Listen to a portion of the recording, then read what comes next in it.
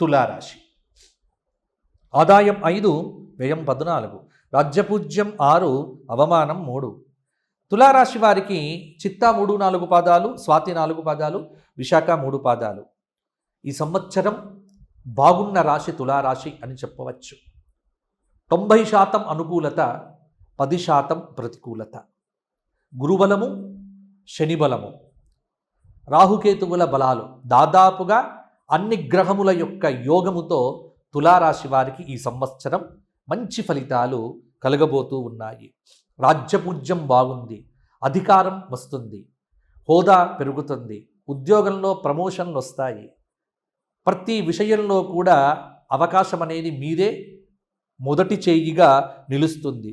వృత్తి ఉద్యోగాల్లో మీ మాటకు విలువ పెరుగుతుంది, తగినంత గుర్తింపును సాధిస్తారు. జీవితాన్ని మలుపు తిప్పే మంచి సంఘటనలు జూన్ నుంచి అక్టోబర్ మధ్యలో కూడా జరగవచ్చు. జూన్ 2 వరకు ఏ పనులు మొదలుపెట్టినా అవి దిగ్విజయంగా పూర్తి అవుతాయి. పిల్లలు విదేశాలకు వెళ్ళాలి, అక్కడ విద్యను అధ్యయనం చెయ్యాలి అనుకునే వారికి ఇది మంచి సమయము అని చెప్పవచ్చు. వృత్తిలో స్థిరత్వం ఉంటుంది, సకాలంలో ఏకాగ్రతతో పనిచేయటం చాలా అవసరము. ప్రశాంతతను మీరు పొందుతారు. పిల్లల చదువు విషయంలో కొంత ఏకాగ్రతను పెంచుకోండి. అలాగే స్థిరాస్తి వ్యవహారాల్లో కూడా తొందరపాటు వద్దు. నిరుద్యోగులు ఉద్యోగ అవకాశాలకు అన్వేషణ చెయ్యండి. తప్పకుండా ఉద్యోగం అనేటువంటిది మీకు ఈ సంవత్సరము వచ్చే అవకాశం ఉంది. ఆర్థిక పరిస్థితి గణనీయంగా మెరుగుపడుతుంది.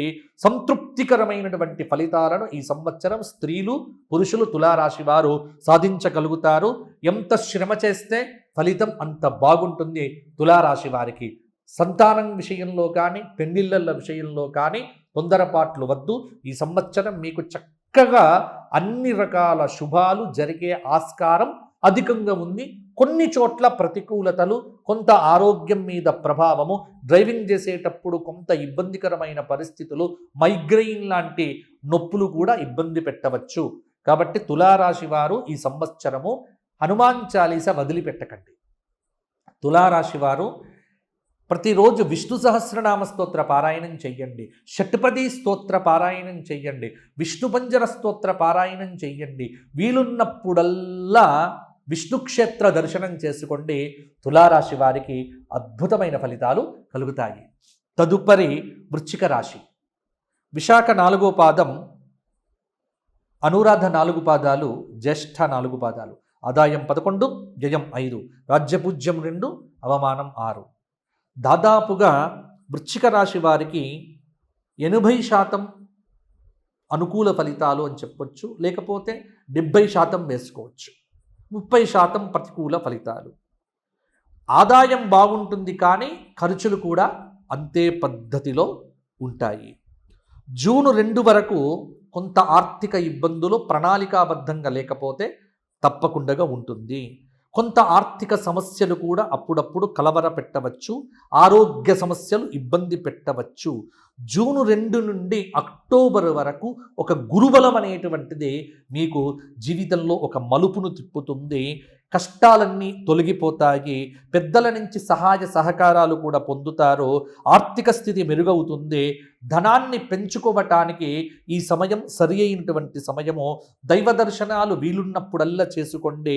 అదృష్ట ఫలాలనేటువంటివి మీకు మాత్రమే దక్కవచ్చు. రాహువు చతుర్థంలో, శని పంచమంలో ఉండటం వల్ల ఇంట్లో మాత్రం మీకు ప్రశాంతత ఉండకపోవచ్చు. పిల్లల చదువు విషయంలో ఒక అలజడి అనేటువంటిది ఉంటుంది. అలాగే మీ ధైర్యం, చొరవతో సమస్యను అధిగమించే కార్యసిద్ధిని పొందుతారు. కేతువు వల్ల వృత్తిపరంగా పనిలో నిబద్ధత ఉంటుంది. భాగస్వామ్య వ్యాపారాలకు ఇది సరి అయిన సమయం కాదు. కొత్త వ్యాపారాలు మొదలు పెట్టకండి, ఇబ్బందులు పడకండి. బంగారం కానీ స్టాక్ మార్కెట్లలో పెట్టుబడులు పెట్టకండి, నష్టపోతారు. జూన్ నుండి అక్టోబర్ వరకే మీకు బాగుంటుంది. ఆ సమయంలో ఏ నిర్ణయాలు తీసుకున్నా అవి ఫలిస్తాయి. ముఖ్యమైన నిర్ణయాలు ఆ సమయంలో తీసుకోండి. ఉద్యోగం వస్తుంది, వ్యాపారం పెరుగుతుంది. ఆ సమయంలో మీరు చేసేటువంటి ప్రతి పని మీకు అనుకూలతను పెంచుతుంది. స్త్రీలకు మంచి ఆభరణాలు, వస్త్రములు బహుమతులుగా వస్తాయి. వృశ్చిక రాశి వారు శనివారం నాడు హనుమాన్ చాలీసా పారాయణము, శుక్రవారం నాడు దుర్గా కవచము, శుక్రవారం నాడు 10:30 నుంచి రాహుకాలంలో నిమ్మకాయల్లో దీపారాధన చేయటము, సంవత్సరంలో ఒక జ్యోతిర్లింగ క్షేత్రము, ఒక శక్తిపీఠాన్ని దర్శించుకోవడం చేత వృశ్చిక రాశి వారు ఇంకా మంచి ఫలితాలు పొందుతారు. తదుపరి ధనుస్సు రాశి. మూల 4 పాదాలు, పూర్వాషాఢ 4 పాదాలు, ఉత్తరాషాఢ 1వ పాదం. ఆదాయం 14, వ్యయం 11, రాజ్యపూజ్యం 5, అవమానం 6. ధనుస్సు రాశి వారికి ఈ సంవత్సరము అర్ధాష్టమ శనిదోషం ఉన్నప్పటికీ గురుబలము కొంత కాపాడుతూ ఉన్నది. మిగతా గ్రహముల యొక్క అనుగ్రహము కూడా ధనుస్సు రాశి వారికి బాగానే ఉంది. 70 నుంచి 75% అనుకూలత ఉంది. 25 నుంచి 20% వరకు ప్రతికూలత ఉంది. రాజ్యపూజ్య అవమానాలు సరిసమానంగానే ఉన్నాయి. మీ ఏకాగ్రతకు తగ్గట్టుగా శుభ ఫలితాలైతే ఉంటాయి. అర్ధాష్టమ శని వల్ల కొంత ప్రతికూల ఫలితాలు కలగవచ్చు. మానసిక ప్రశాంతత ఉండకపోవచ్చు. సహనం ఎంత పెంచుకుంటే అంత మంచిది. తల్లి ఆరోగ్యం పట్ల శ్రద్ధ వహించండి. వాహనాలు నడిపేటప్పుడు జాగ్రత్త అవసరము. రాహువు తృతీయంలో ఉన్నాడు కాబట్టి కొంత రాహువు యొక్క ప్రభావం చేత విదేశాల్లో ఉన్నటువంటి వారికి కార్యసిద్ధి అనేటువంటిది ఉంటుంది. శాంతంగా ఉండండి, కోపం తెచ్చుకోవద్దు. కుటుంబంలో అన్ని రకాల జాగ్రత్తలు తీసుకోండి. జూన్ 2 వరకు గురువు సప్తమంలో ఉండటం కాబట్టి నిర్ణయాలు ఆ సమయంలో తీసుకోండి, అమలు చెయ్యండి. నిరుద్యోగులైనటువంటి వారు గట్టి ప్రయత్నం చేస్తే ఉద్యోగాలు సిద్ధిస్తాయి. జూన్ నుంచి అక్టోబర్ దాకా ఆర్థిక పరంగా క్రమశిక్షణతో ఉండండి. ఎవ్వరి మీద ఆధారపడకుండా స్వశక్తితో ఆలోచించి నిర్ణయాలు తీసుకోండి. పెద్దల అనుగ్రహము, సలహాలు మీకు బాగా పనిచేస్తాయి. వృత్తి, ఉద్యోగ, వ్యాపారాలలో కలిసి వస్తుంది. అదృష్టవంతులవుతారు. ఆధ్యాత్మికంగా దైవబలం అనేటువంటిది సదా మీకు ముందుకు నడిపిస్తుంది. పూర్వపుణ్యం అనేటువంటిది ధనుస్సు రాశి వారిని కాపాడుతుంది.